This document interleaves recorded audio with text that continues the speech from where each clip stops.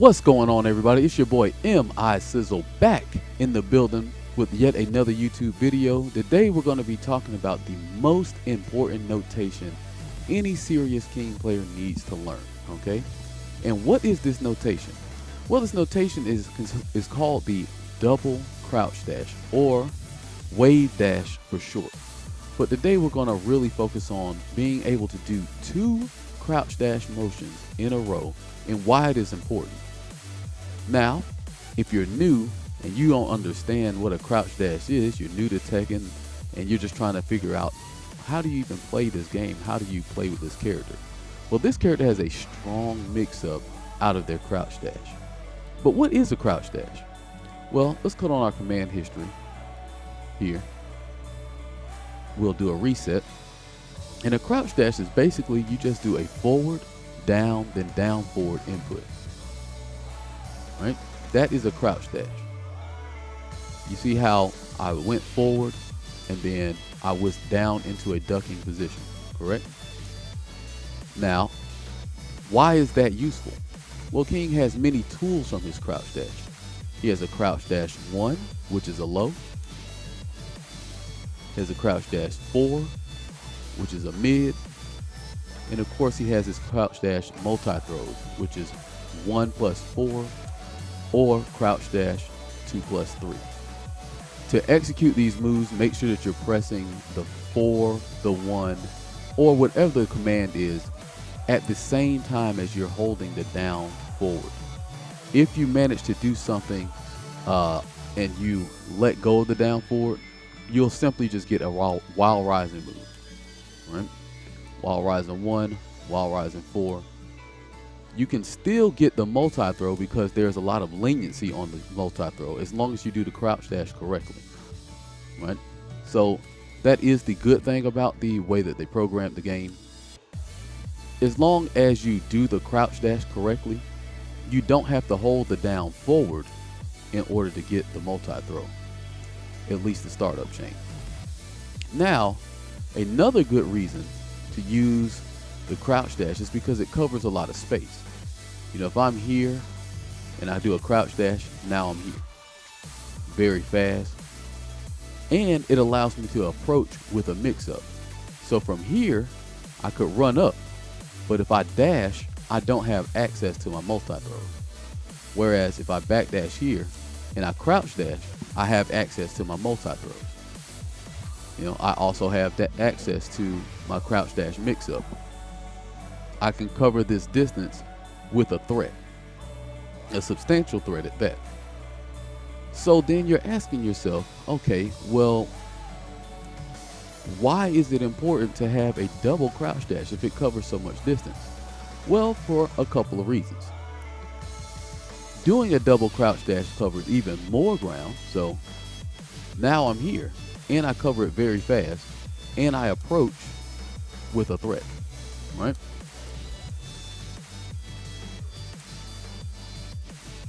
Now, how do I know if I'm not doing my crouch dash correctly?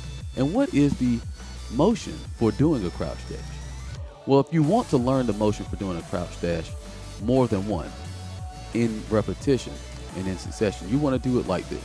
It's forward, down, down, forward, forward.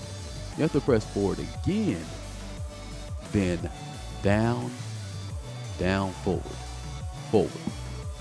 So let's look at how that looks. It is not a very intuitive, it's not very intuitive how you do this, right? But if you look down at the bottom of your screen, that's what it looks like. Forward, down, down, forward, forward, down, down, forward, forward. Now there's a special thing about the crouch dash that I didn't mention to you. Whenever you do a crouch dash and you press forward or you hold forward, it inputs 2 forwards. So when you want to see exactly why it's called a crouch dash, this is why it's called a crouch dash. You crouch, and then if you press forward, he dashes at the end, right? Pretty self-explanatory. Crouch, then forward, crouch dash. Crouch, crouch dash. All right, so if you do the crouch dash motion and you don't press forward, he'll stay in crouch. You press forward, he advances. So obviously you can tell that if I'm this far away and I do one crouch dash, you saw how he automatically went into running because the forward was activated.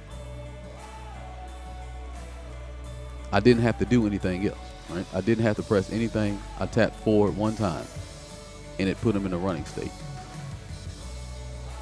Also, you can do forward moves because it puts you in such a state.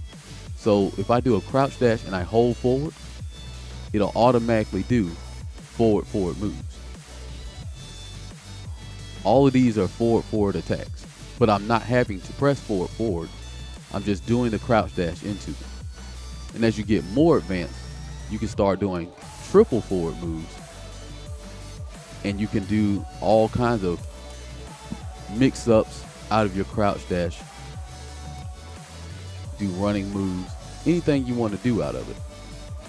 One of the good moves that he has is the crouch dash, and then you let your whole controller go to neutral, and then you press 2, and then this becomes a mix-up you can add to your crouch dash. But we're going to get further into that in another video about why those things are important and why this notation is so important to your offense. But with no further ado, that's going to bring this to a close. And if you like what you saw, hit the like button.